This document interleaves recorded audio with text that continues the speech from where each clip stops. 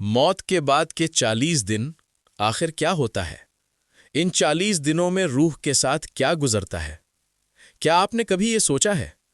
جب آپ اپنی آنکھیں آخری بار بند کریں گے اور پھر کبھی نہیں کھولیں گے اور یہ دنیا ہمیشہ کے لیے آپ سے جدا ہو جائے گی، وہ لمحہ جب آپ اپنے پیاروں کی آوازیں تو سن رہے ہوں گے مگر جواب دینے کی طاقت نہیں رکھتے ہوں گے۔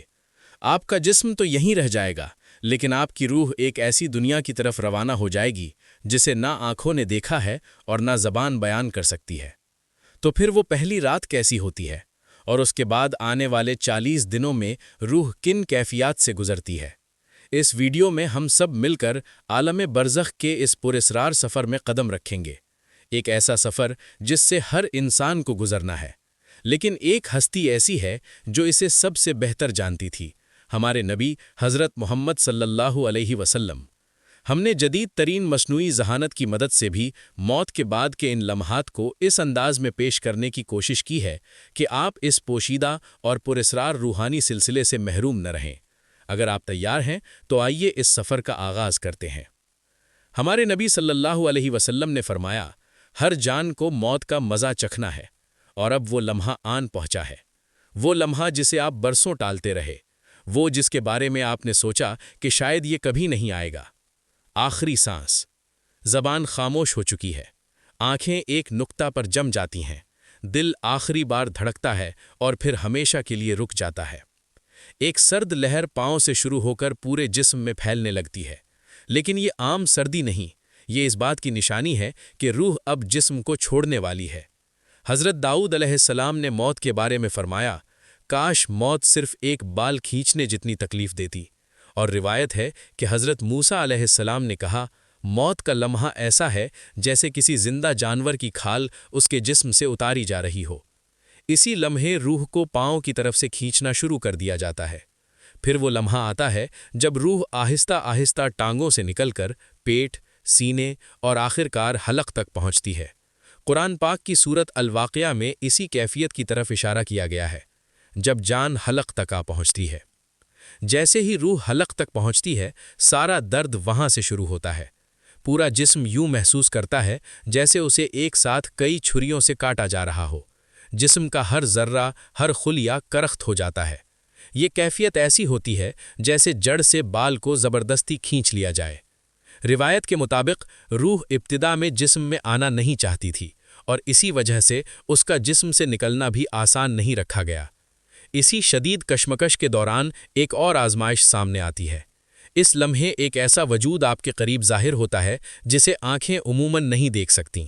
یہ کوئی اور نہیں بلکہ وہی ملعون شیطان ہے جس نے ساری زندگی آپ کو گمراہ کرنے کی کوشش کی۔ اب وہ آخری بار لوٹتا ہے۔ اس کے ہاتھ میں ایک پیالہ ہوتا ہے اور وہ آپ کی ناقابل برداشت پیاس کو ہتھیار بنا لیتا ہے۔ وہ کہتا ہے، اپنا ایمان مجھے دے دو اور یہ پانی لے لو۔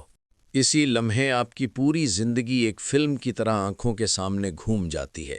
آپ کی نمازیں، آپ کے گناہ، آپ کے آنسو، آپ کی غفلت اور وہ توبہ جسے آپ نے کبھی سچے دل سے کیا تھا۔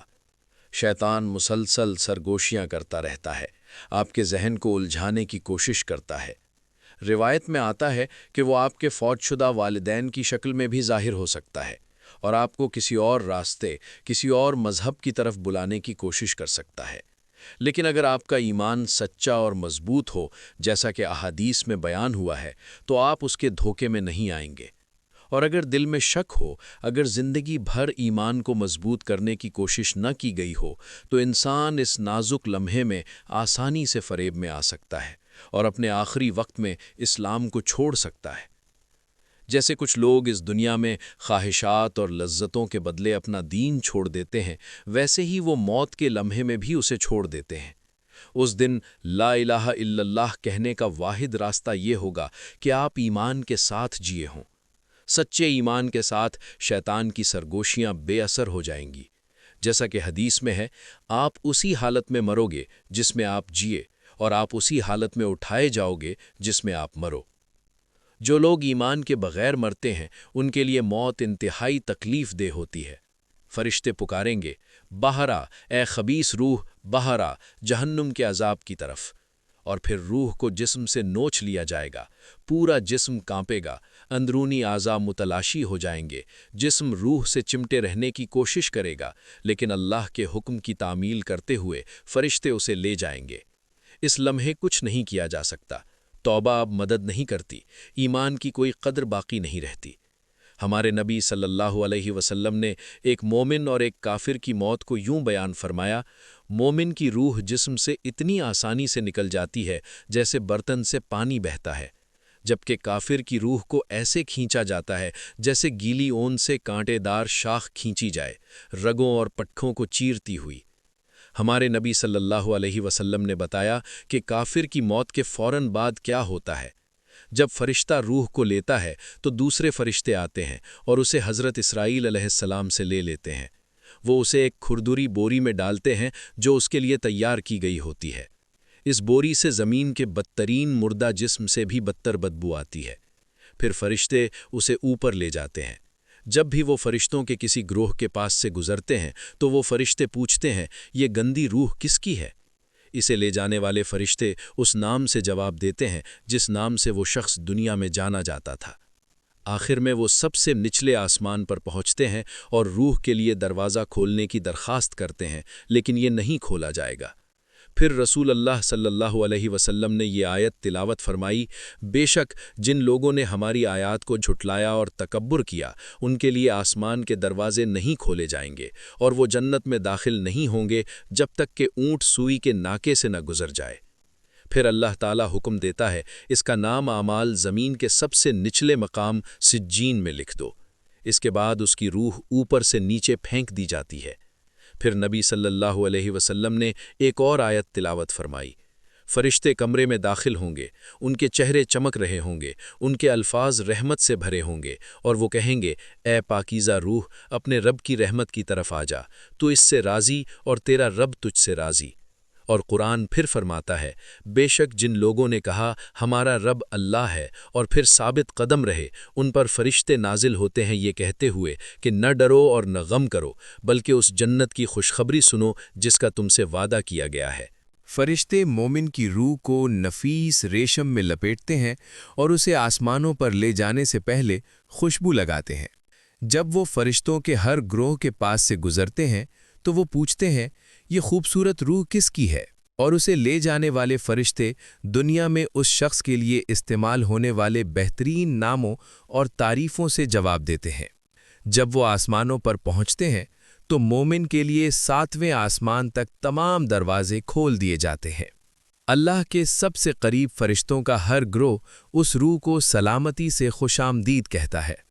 پھر کہا جاتا ہے کہ اس کا نام اعمال نیکوکاروں کی کتاب علیین میں لکھ دو۔ اس کے بعد اللہ فرماتا ہے، میرے بندے کو زمین کی طرف لوٹا دو، کیونکہ میں نے انہیں اسی سے پیدا کیا ہے اور اسی میں انہیں لوٹاؤں گا اور اسی سے انہیں ایک بار پھر روز قیامت نکالوں گا۔ موت کے لمحے کے بعد جسم زمین پر رہتا ہے اور تجہیز و تکفین کی تیاریاں شروع ہو جاتی ہیں۔ جسم کو غسل دینا ضروری ہے۔ مستند حدیث میں نبی صلی اللہ علیہ وسلم نے فرمایا، جب تم اپنے مردوں کو غسل دو تو انہیں اچھی طرح غسل دو۔ اگرچہ جسم ہماری آنکھوں کو بے جان لگتا ہے، یہ اب بھی ایک برتن ہے جسے روح نے کبھی جانا تھا، اور روح کا اس سے ایک پراسرار تعلق برقرار رہتا ہے۔ وہ تعلق اتنا گہرا ہوتا ہے کہ غسل کے دوران ہر لمس، پانی کا ہر قطرہ، ہر حرکت روح اس طرح محسوس کرتی ہے جیسے زندہ لوگ نہیں سمجھ سکتے۔ جیسے نماز کے لیے تیاری کی جاتی ہے، اسی طرح دعاؤں اور احترام کے ساتھ جسم کو مرحلہ وار غسل دیا جاتا ہے، اور آپ بطور روح سب کچھ دیکھ رہے ہوتے ہیں۔ آپ لوگوں کو دیکھتے ہیں جو انتظار کر رہے ہیں، کون واقعی غمگین ہے، کس نے آپ سے خلوص کے ساتھ محبت کی اور کون صرف مجبوری میں آیا۔ آپ ان سب کو دیکھتے ہیں۔ پھر وہ آپ کو ایک سادہ سفید کفن میں لپیٹ دیتے ہیں جس میں کوئی سلائی نہیں ہوتی۔ آپ جو کبھی گھنٹے کپڑے متاخر کرنے میں گزارتے تھے، اب ایک سادے سے کپڑے کے ٹکڑے میں لپٹے ہوئے ہیں۔ سب سے سادہ مگر شاید سب سے زیادہ معنی خیز لباس۔ آپ کی نماز جنازہ ادا کی جاتی ہے۔ مٹی کی خوشبو آپ کے حواس تک پہنچتی ہے۔ آپ کا تابوت زمین پر اتارا جاتا ہے۔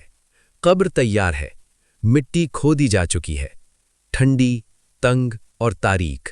اب یہی آپ کا نیا گھر ہے۔ تابوت کھولا جاتا ہے اور آپ اپنے کفن میں لپٹے ہوئے 2 لوگوں کے ذریعے آہستہ سے قبر میں اتارے جاتے ہیں۔ مٹی کی پہلی مٹھی آپ پر پھینکی جاتی ہے۔ آپ اب بھی سن سکتے ہیں، لیکن اب کوئی آپ کو نہیں سن سکتا۔ پھر سب آہستہ آہستہ دور چلے جاتے ہیں اور قدموں کی آواز خاموشی میں مدھم ہو جاتی ہے۔ گزشتہ رات آپ اپنے گرم بستر میں سوئے تھے۔ آج آپ 2 پتھروں کے بیچ زمین میں لپٹے ہوئے لیٹے ہیں۔ قبر لچکتی ہے، اس کی دیواریں ٹوٹتی ہیں اور منکر و نکیر ظاہر ہوتے ہیں۔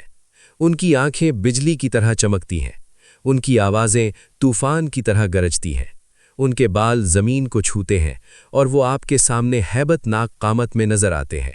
یہ سوال کرنے والے فرشتے ہیں، منکر اور نکیر۔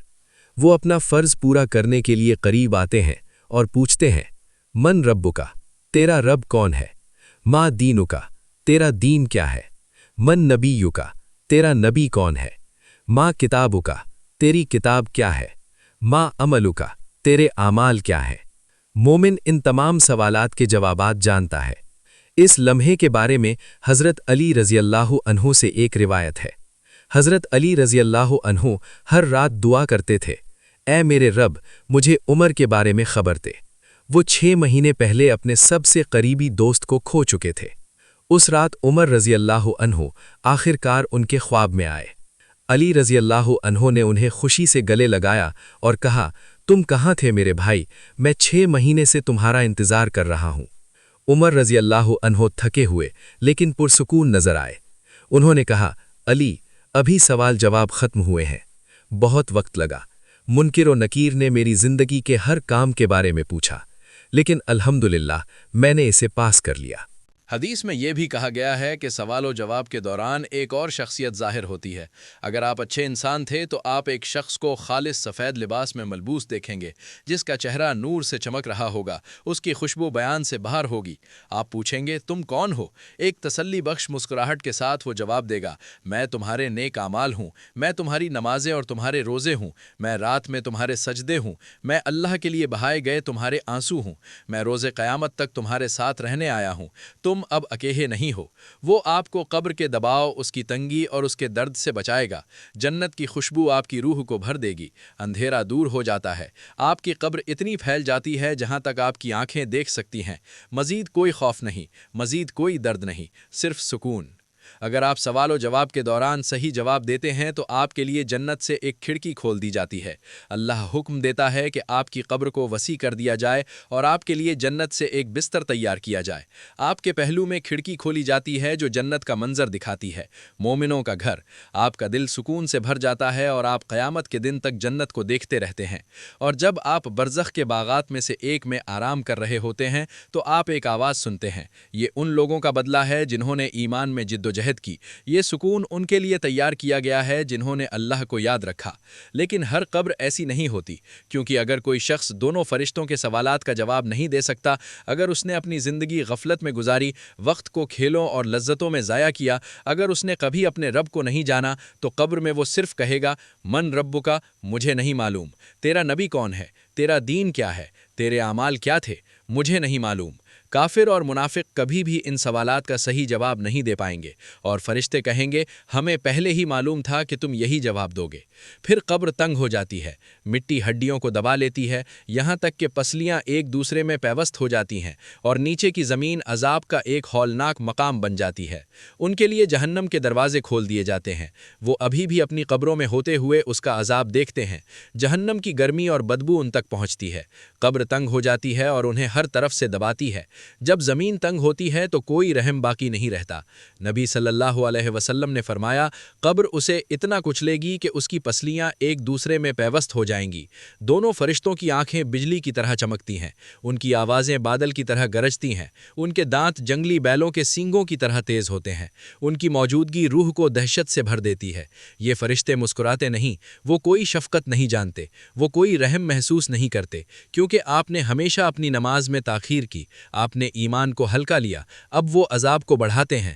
مٹی آگ میں بدل جاتی ہے، شعلے قبر کو گھیر لیتے ہیں، دھواں فضا میں بھر جاتا ہے۔ وہ شخص چلاتا ہے لیکن آج کوئی فرار نہیں۔ پھر ایک اور وجود قبر میں داخل ہوتا ہے، اس کا چہرہ خوفناک ہے، اس کے کپڑے نیلے ہیں اور اس کی بدبو سڑتی ہوئی لاش سے بھی بدتر ہے۔ دہشت زدہ شخص پوچھتا ہے تم کون ہو؟ اور وہ وجود جواب دیتا ہے میں تمہارے اعمال ہوں، تمہارے گناہ ہوں، میں وہ مواقع ہوں جو تم نے ضائع کر دیے اور کبھی توبہ نہیں کی، میں وہ ہوں جو تم نے کیا ہے۔ اور یہ وجود روز قیامت تک ان کے ساتھ رہتا ہے، ان کے درد اور پچھتاوے میں اضافہ کرتا ہے۔ پھر ایک اور عذاب شروع ہوتا ہے۔ 99 سانپ قبر میں بھیجے جاتے ہیں، لیکن یہ دنیاوی سانپوں جیسے نہیں ہوتے، ان میں سے ہر ایک عذاب کے لیے پیدا ہوا ہوتا ہے۔ ان کا ہر ڈنک روح کو اس گناہ کی یاد دلاتا تھا جو اس نے کیا تھا۔ نبی صلی اللہ علیہ وسلم نے فرمایا اگر ان سانپوں میں سے صرف ایک کا ڈنک بھی زمین کو چھو جائے تو قیامت کے دن تک اس پر کچھ بھی نہیں اگے گا۔ یہ سانپ قیامت تک اپنا عذاب جاری رکھیں گے، اور جب وہ دن آئے گا تو عذاب ختم نہیں ہوگا بلکہ یہ تو صرف شروع ہوگا۔ اسی لیے قبر میں موجود شخص پکارے گا اے اللہ برائے کرم قیامت کا دن شروع نہ کر، کیونکہ وہ جان لے گا کہ اس نے ابھی جو تجربہ کیا ہے وہ صرف آغاز تھا۔ ایک دن نبی صلی اللہ علیہ وسلم ایک قبر کے پاس سے گزرے اور اپنے صحابہ سے فرمایا اگر یہاں دفن ہونے والا شخص دنیا میں واپس آ سکتا تو وہ اپنے خاندان سے ملنے یا اپنی دولت کو مکمل کرنے کی خواہش نہ کرتا، وہ صرف 2 رکعت نماز پڑھنے کی خواہش کرتا، کیونکہ اب وہ سمجھتا ہے اور ایک دن ہم بھی سمجھیں گے کہ یہ دنیا حقیقی زندگی نہیں تھی، حقیقت اب شروع ہوتی ہے۔ دنیا تو صرف ایک پردہ تھی اور قبر اس کے پیچھے کا مرحلہ ہے، اب ابدیت کا پہلا دروازہ کھل رہا ہے۔ اب آتے ہیں قبر کے سب سے پراسرار پارٹ پر، عالم برزخ۔ جب ہم قبر کے بارے میں سوچتے ہیں تو ہم عام طور پر مادی قبر کا تصور کرتے ہیں، لیکن جس طرح خواب کا آپ کے سونے کے بستر سے کوئی تعلق نہیں ہے، اسی طرح قبر کا اس مٹی سے کوئی تعلق نہیں ہے جس میں اسے دفن کیا جاتا ہے۔ قبر یا برزخ دراصل ایک راہداری ہے، 2 دنیاؤں کے درمیان ایک گزرگاہ۔ یہ وہ پل ہے جس سے ہم اگلی زندگی میں داخل ہوتے ہیں۔ اس دنیا اور آخرت کے درمیان ایک روحانی دنیا، یہ ایک حالت سے دوسری حالت میں منتقلی ہے۔ یہ اس دنیا سے ملتی جلتی ہے، پھر بھی اس میں سورج نہیں ہے اور پھر بھی یہ روشنی سے بھری ہے۔ یہ اس دنیا سے زیادہ وسیع، زیادہ روشن اور زیادہ پرسکون ہے۔